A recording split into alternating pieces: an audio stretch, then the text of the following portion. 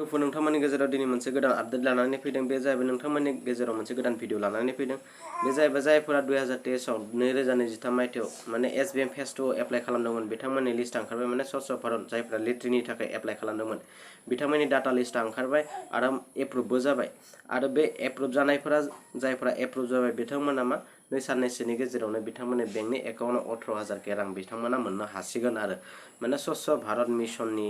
प्राय आरो जायफोरा फेज 2 आव एप्लाइ खालामदोंमोन आरो बे नोंथांमोनाबो जुदि एप्लाइ खालामदोंमोनब्ला फेज 2 आव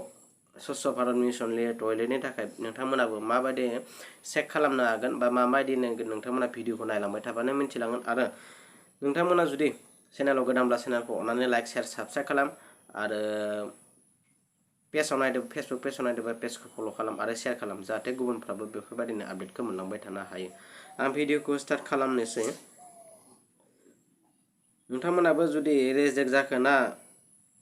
एप्रुभ जाखो नोंथांमोनाबो नायनो हागोन फारसेनिफ्राय नोंथांमोना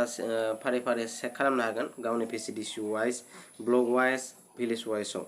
नोंथांमोना फार्स्टआव मा खालामनांगोन फार्स्टआवनो थांनांगोन नोंथांमोना गावनि क्रोम ब्राउजाराव थांनानै लिरनांगोन नोंथांमोना स्वच्छ भारत मिशन लिरखांनायनि उनाव नोंथांमोना फार्स्ट पेजआव नोंथांमोना क्लिक खालामनांगोन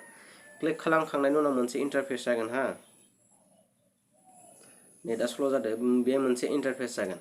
इन्टारफेस जाखांनायनि उनाव नोंथांमोना मा खालाम गाद गाहायाव स्क्रल डाउन खालामलांबाय था नेटआ एसे स्ल' माने बोथोराबो अखा हाबाय थादों नालाय ओंखायनो स्ल' जाबाय थादों स्क्रल डाउन खालामलांबाय था स्क्रल डाउन गाहायाव लांबाय था स्क्रल डाउन खालामलांबाय थाबा नोंथांमोना मोनलांगोन नेटआबो स्ल' होदो बिरादनो नोंथांमोना स्ल' गाहायाव लांबाय था आरो नेटआबो मा स्ल' नेटआ स्ल' बे नोंथांमोना स्क्रल डाउन खालामलांबाय थाबा बे मोनसे मा अपसन मोनगोन बेखौ नोंथांमोना देखायनो नेटआ बिराद स्ल' जादों स्क्रल डाउन खालामबाय था बे नो योर स्वच्छ भारत डाटा बे माने एमआइएस आव नोंथांमोना क्लिक खालामदो क्लिक खालामखांनायनि उनाव नोंथांमोना मा खालाम मोनसे इन्टारफेस पेज ओपन जागोन बे ओपन जाखांनायनि उनाव नोंथांमोना मा खालाम नोंथांमोना आरो स्क्रल डाउन खालामलांबाय था स्क्रल डाउन खालामना बेयो मा मोनगोन house hold and phase 2 CSA रिपर्ट्स बे नोंथांमोना माने 2 नम्बर MR13A बेनो entry status of new house hold in SBM phase 2 बे नोंथांमोना क्लिक खालामखांनायनि उनाव बेयाबो मोनसे इन्टारफेस ओपन जागोन बेयाव जोङो मा स्टेटखौ सेलेक्ट खालाम आसामखौ सेलेक्ट खालामखांनायनि उनाव बेयाव मोनसे इन्टारफेस जागोन जोंनि मा डिस्ट्रिक्ट आङो जोंनि गोदान हिसाबै जोंनि मा बाक्सा उदालगुरि डिस्ट्रिक्ट तामुलपुर डिस्ट्रिक्टखौनो सेलेक्ट खालामबाय तामुलपुरखौ सेलेक्ट खालामखांनायनि उनाव बे मोनसे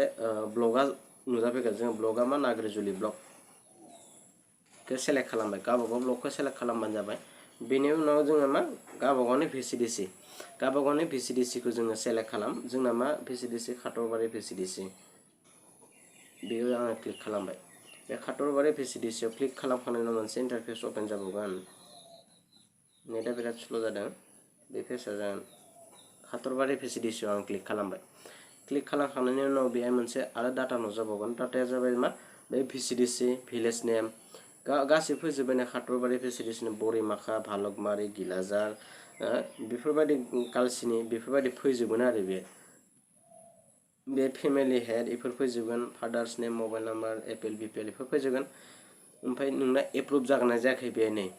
एप्रुभ बाय डिस्ट्रिक्ट बे एप्रुभ येस जाजोब्बाय आरो येस माने बे एप्रुभ जाजोबनाय आरो जायफोरना एप्रुभ जायाखै बे नुजानाय नङा आरो बे जायफोरा एप्रुभ जाबाय बे येस होननानै नुजागोन आरो नोंथांमोनाबो निस्सय मिथिबाय जानांगौ नोंथांमोना गावनि माने